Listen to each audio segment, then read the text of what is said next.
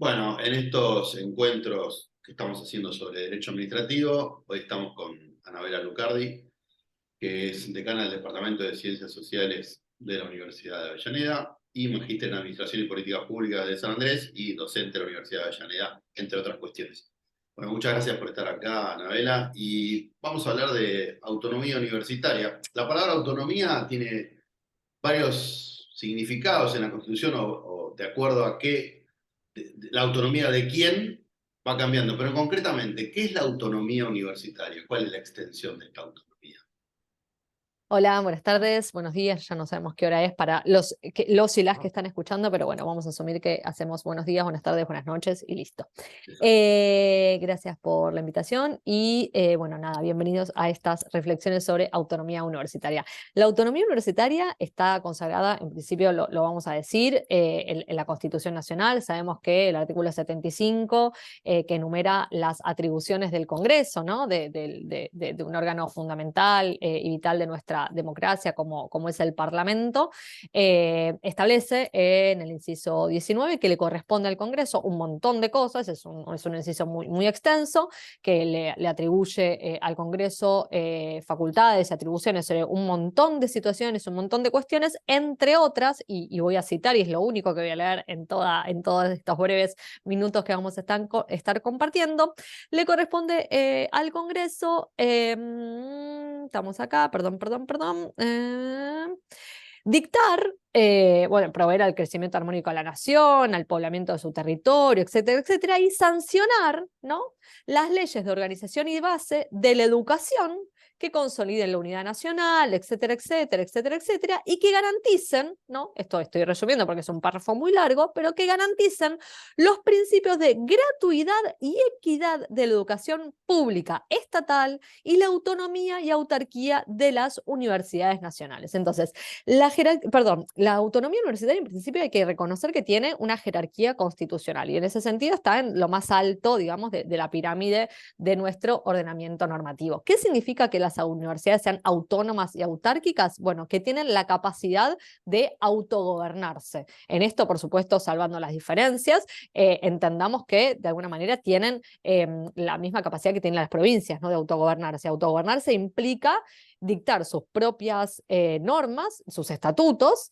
en el caso de las universidades, y elegir a sus autoridades. Entonces, la autonomía universitaria se consagra en la medida en que las universidades van a poder dictar, a partir desde su creación, sus normas fundamentales, esto es los estatutos, a través de las autoridades constituidas a tales efectos, que son los órganos de gobierno que tienen estas instituciones. Los órganos de gobierno de las universidades, los máximos órganos de gobierno de las universidades, son las asambleas universitarias y los consejos superiores. En la medida que las universidades son autónomas, tienen estas dos capacidades, resumiendo, ¿no?, la posibilidad de dictar sus propias normas y la posibilidad de autogobernarse, de elegir a sus autoridades. ¿Cómo lo hacen? A través del cogobierno. Las universidades expresan en esos ámbitos colegiados, que son los consejos superiores y las asambleas universitarias, la representación de los tres claustros que componen las universidades, que son los claustros de profesores y profesoras, de graduados y graduadas y de estudiantes, el estudiantado. Cada uno de esos tres claustros, en elecciones que se van a celebrar de acuerdo a lo que establezca cada uno de estos estatutos, esto difiere muchísimo en todas las universidades, hay 57 universidades nacionales en todo el territorio de la nación. Cuando hablamos de universidades nacionales, a ver, paréntesis, nos referimos al sector público estatal. La autarquía y la autonomía a la que alude el artículo 75, inciso 19 de la Constitución Nacional, es sobre las universidades nacionales, ¿sí? Esto quiere decir las universidades de gestión estatal. Quedan al margen las universidades de gestión privada, esto que quede claro, digo, no es que las universidades de gestión privada, por ejemplo, en donde yo cursé mi posgrado, mi maestría, van a tener cogobierno o van a tener autonomía, no, digo, son asociaciones civiles, digo, tienen otros fines, ¿no? Estamos hablando de sector público estatal. Entonces, el sector público estatal, el sistema universitario nacional, está compuesto por 57 universidades, cada una de ellas tiene un estatuto distinto, ¿sí?, pero todas comparten la idea de cogobierno, digo, todas anclan en este concepto de la autonomía su cogobierno. Les estaba diciendo que los 3 claustros van a elegir, de acuerdo a lo que establece ese estatuto, con la periodicidad y la modalidad que establezca ese estatuto, sus representantes, en esto hasta hay un principio republicano de gobierno, si se quiere, un principio democrático de gobierno, sus representantes para estos consejos superiores y estos consejos directivos, digamos, insisto, cada universidad va a tener su modalidad. Y el otro concepto que viene de la mano de la autonomía, al que aludíamos en el artículo 75, inciso 19, es el de autarquía. La autarquía implica que las universidades van a tener la discrecionalidad, digamos, en el manejo de un presupuesto, ¿sí? O sea, así como existen los entes autárquicos que tienen un presupuesto propio, bueno, las universidades naturalmente no son entes autárquicos, son universidades, pero tienen también la noción se les aplica como esta noción de autarquía, que es que el presupuesto que les asigna anualmente por ley el Congreso de la Nación, de acuerdo a cada uno de los incisos que establece la ley de presupuesto, no vamos a puntualizar mucho sobre eso, pero las universidades tienen la capacidad de gestionarlo y administrarlo de acuerdo a las decisiones que este gobierno autónomo tome, ¿sí? Un dato más sobre el presupuesto universitario. El presupuesto universitario, o sea, las universidades nacionales, en nuestro sistema universitario sabemos que es de gestión estatal, es gratuito, ¿sí?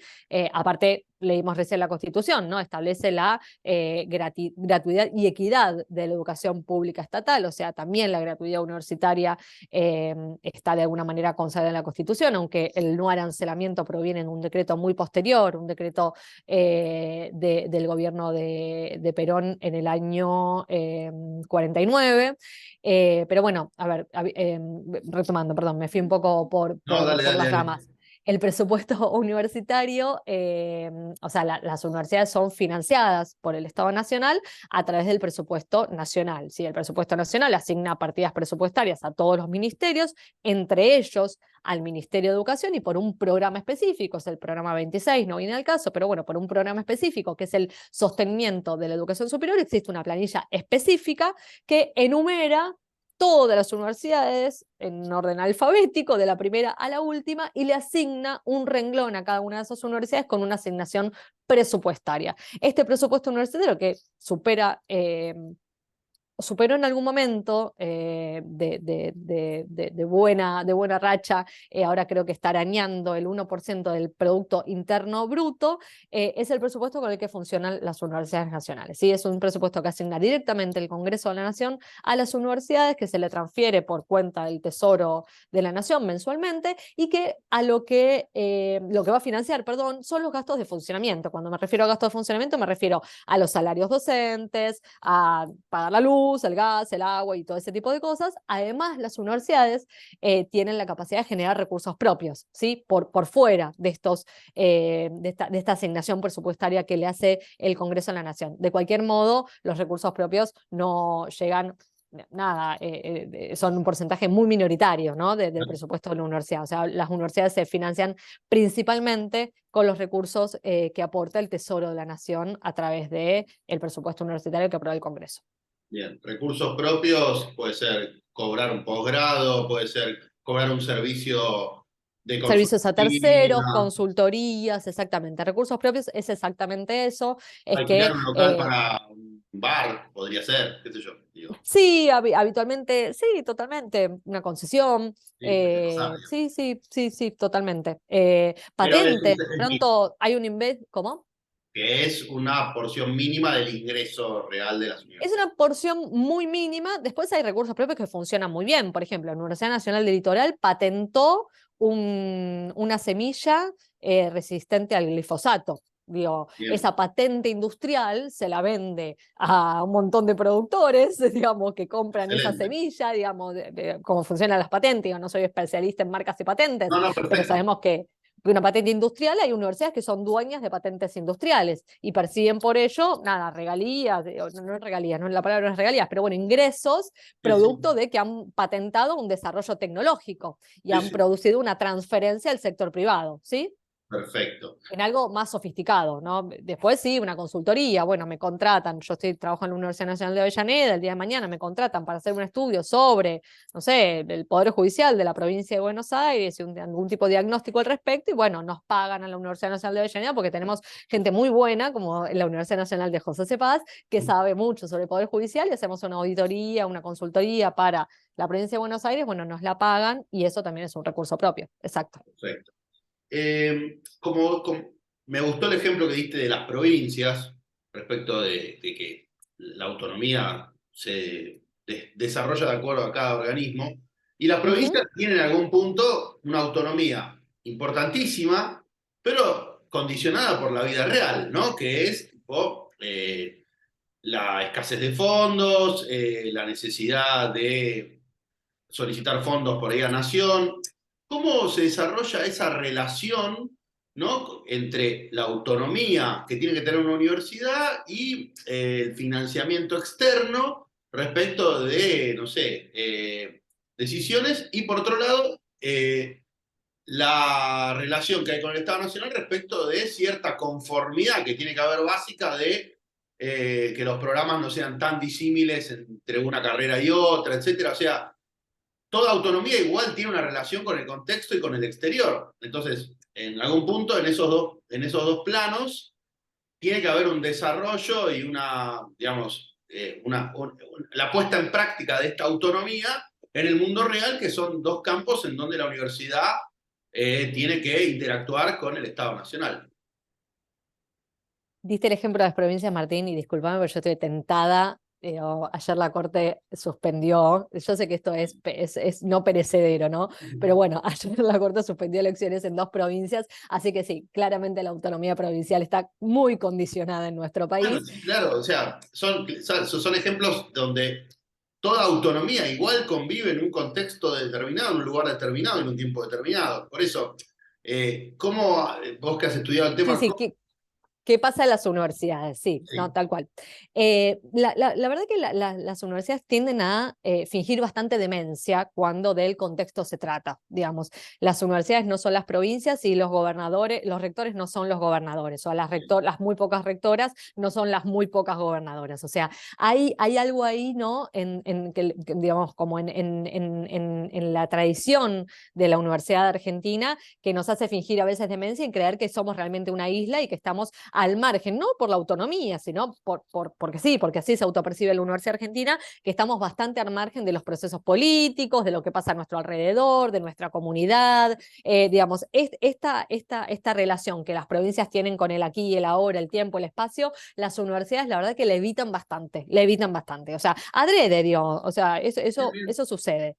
Sucede más con las universidades de más antigua creación, ¿no? Y sucede un poco menos con las universidades como las nuestras. Estamos trabajando en un curso de la Universidad Nacional de José Cepaz. Yo estoy ahora en mi oficina en la Universidad Nacional de Avellaneda. Somos universidades, ambas dos, que fueron creadas en el 2009, puestas en funcionamiento en el 2011, en el marco de un proceso político que tuvo una decisión política del gobierno de ese entonces de impulsar la creación de universidades nacionales en un territorio densamente poblado, como es el tercer cordón del conurbano bonaerense en el caso de ustedes, como es el primer cordón del conurbano bonaerense en nuestro caso, en cualquier caso el conurbano bonaerense, digamos, con todo lo que ello sí, implica sí. como categoría política para nuestra sociedad y para nuestra provincia de Buenos Aires.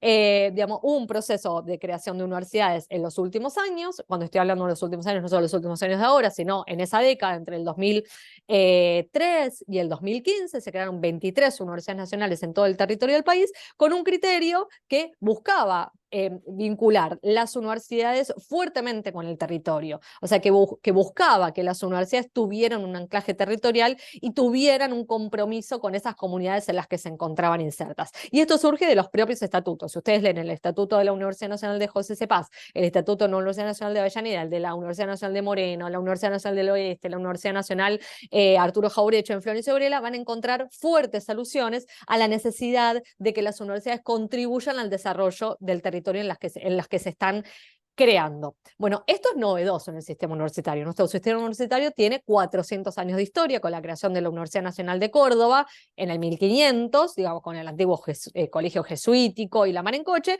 pero es un sistema universitario de muy amplia, muy larga tradición, y esta cuestión de las universidades anclándose a la autonomía para de alguna manera escindirse de los procesos políticos de la nación, tiene un poco más de, digamos, se recuesta un poco más en estas tradicionales universidades más antiguamente creadas y un poco menos en las universidades más recientemente creadas. Yo me permito creer que en las universidades más reciente creación, la autonomía tiene, por un lado, un poco de mayor responsabilidad, ¿no? Nos gusta hablar de autonomía responsable, ¿no? O sea, las universidades somos autónomas, pero somos responsables por esa autonomía. Digo, no podemos desentendernos de lo que pasa a nuestro alrededor y promover de pronto investigaciones, desarrollos y transferencias que nada tengan que ver con las necesidades de nuestra comunidad.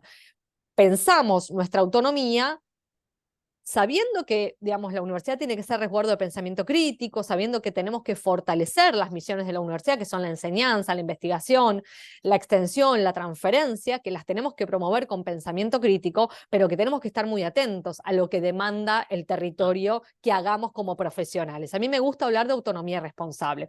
Hay otras universidades, esto sin poner el nombre en ninguna, pero bueno, que con la excusa de esta autonomía de alguna manera se manejan un poco más en andariveles autónomos, y no importa lo que pase a nuestro alrededor, no importa quién sea el gobierno, no importa, digo, no digo quién sea el gobierno, digo quién es el presidente o la No, no, no, presidenta, está claro. digo, No importa el qué signo contexto. político, digo, no importa el contexto, nosotros igualmente creemos que tenemos que seguir en este camino. Yo creo que el sistema universitario hoy se dirime un poco en eso, ¿no? En cómo ejerce esa autonomía. De cualquier manera, desde el otro punto de vista de la presión a las universidades, Sí. la autonomía también es un resguardo, en el sentido de que es la garantía de que el día de mañana tenés un gobierno que vulnera los derechos económicos, sociales y culturales de la ciudadanía, y la universidad anclándose, digamos, y haciendo eco de esa autonomía, puede salir a denunciarlo, ¿se entiende? Como usina de pensamiento crítico, puede salir a denunciarlo. De cualquier manera, digamos, la autonomía no ha impedido que la universidad sea, de alguna manera, depositaria de discursos y de acciones, efectivamente, que buscaron menoscabar su alcance. Claro. En el 2001, con el recorte, digamos, la crisis de 2001, sabemos que unos años antes del 2001, con un recorte presupuestario que sufrió todo el sector estatal, impactó también las universidades, digamos, o sea, se recortaron los salarios de los docentes universitarios también, y ahí la universidad salió, o sea, de poco le valió la autonomía y la autarquía Claro, de la claro. universidad, o sea, fue también víctima del ajuste que sufrió el sector público estatal. Estoy hablando de López Murphy, bueno, seguramente nuestros alumnos y alumnas serán muy jóvenes, pero No, bueno, no, estoy no, está hablando claro que prehistoria. en algún punto también en contra, o sea, la universidad, por más autónoma que sea, una decisión política de recorte de salarios la afecta aún siendo autónoma, digamos. En Totalmente, ese caso la ha totalmente. afectado aún siendo autónoma. Eso Y es lo que quería decir. sí, y hay algo ya nos contestaste respecto de, me gustó el concepto de autonomía responsable, no lo tenía. ¿Qué expectativa tenés vos del desarrollo de la autonomía? Te pregunto principalmente de las universidades nuevas, a las cuales pertenecemos, pero, y esto podría incluir todas las universidades. ¿Hacia dónde va? ¿Estamos bien así? ¿Qué debería profundizar? Quizás con el concepto este que planteaste antes de autonomía responsable. ¿Cómo proyectás el desarrollo de la autonomía universitaria en nuestro país? Mira, yo creo que sí, dos datos fundamentales. Me parece que las universidades tienen que insertarse de alguna manera en la senda de la democratización eh, que se promovió durante los últimos años. O sea, me parece que eh, desde la autonomía, pero no necesariamente desde la autonomía, sino desde comprender que las universidades son, como te decía, usinas de pensamiento crítico y haciéndose responsables un poco del rol histórico que les toca, que les ha asignado la Constitución, pero que también se los ha asignado la Ley de Educación Superior con su última reforma en el año 2015, que consagra la gratuidad de los estudios de grado, la gratuidad universitaria y la prohibición de arancelamientos. Me parece que las universidades se tienen que poner un poco a la vanguardia de esa defensa, sobre todo mirando el contexto político en el que estamos, un país en crisis, una región en crisis, digamos, un año electoral que no sabemos todavía cuáles van a ser los resultados, digamos, de esas elecciones, pero sabiendo que hay proyectos políticos que establecen claramente un ataque a la universidad como universidad pública y gratuita, tal cual la conocemos nosotros ahora. Digamos, esto no hace falta ser muy avesado y hace falta solamente mirar un poco los medios de comunicación y vamos a escuchar discursos privatizadores de la universidad que están a la orden del día. Me parece que la universidad tiene que, sobre eso, garantizar su autonomía, pero promover su gratuidad y ponerse, insisto, a la vanguardia de entender y de sostener que los estudios de grado tienen que ser gratuitos para todos los argentinos y las argentinas y que aparte se tiene que promover en forma irrestricta el acceso a las universidades. Me parece que son las universidades las que tienen que garantizar eso. O sea, digamos, la Ley de Educación Superior promueve la gratuidad y promueve el acceso irrestricto. Ahora, si no somos las universidades las que decimos, no, bueno, sí, vengan todos quienes quieran venir, es muy difícil, ¿no? Que desde los discursos políticos de la afuera no se colonice un poco la idea de, bueno, y en realidad se le tan cara a la universidad, si hay gente que la puede pagar, que la pague, digamos. Estos discursos que existen, lo único que hacen es menoscabar la idea de universidad pública y gratuita digamos, que forma parte, entiendo yo, de nuestra génesis, nuestra identidad como argentinos y como argentinas. El sistema universitario público de la Argentina es único en la región, ¿sí? No es comparable ni con el de Brasil ni con el de México, que son dos sistemas universitarios muy grandes también de nuestra región, que tienen partes públicas, digo, tienen sectores estatales grandes, pero no son ni en un ápice comparables a esos sistemas universitarios. El nuestro tiene una mayor extensión, una mayor, digamos, extensión territorial, una cantidad de matrícula muy superior a la de estos otros dos países, que insisto, aparte son países que tienen una población superior a la nuestra. Entonces me parece que por un lado las universidades se tienen que poner, digamos, anclándose en este concepto de autonomía, a la vanguardia de la defensa del ingreso irrestricto y a la vanguardia de la defensa de la gratuidad. Y para mí, esto es por supuesto una opinión personal y las universidades, como son autónomas, pueden hacer lo que mejor le plazca. Para mí es importante una revisión de los estatutos que garantice dos cosas. Uno, la presencia paritaria de varones y mujeres en los órganos colegiados. Hoy eso no está en todos los estatutos universitarios y para mí es muy importante. Las universidades nacionales están cogobernadas, ¿no? Y esos gobiernos se expresan en los consejos superiores. Esos consejos superiores son órganos colegiados, estamos hablando de 20, 25, 30, 40 personas, o sea, porque representan a todas las unidades académicas, a todos los claustros, y no en todos los estatutos contienen normas que garanticen la paridad en los órganos colegiados. Y tampoco hay normas que garanticen siquiera la participación en alguna medida en los escalafones superiores. Hoy en día, de las 57 universidades nacionales, perdón, me estoy comiendo todas las heces habidas y por haber, me tira el pueblo, ¿viste? Hoy de las 57 universidades nacionales, solamente 9 están conducidas por rectoras. El resto, 48, ¿da la cuenta? Sí, 48 más 9, 57. Qué bueno que me salió, porque las abogadas y los abogados no nos especializamos en ciencias exactas y es temprano por la mañana. Están conducidas por varones. La verdad que esa cuenta no la voy a hacer ahora, pero creo que da el 13%, 14%.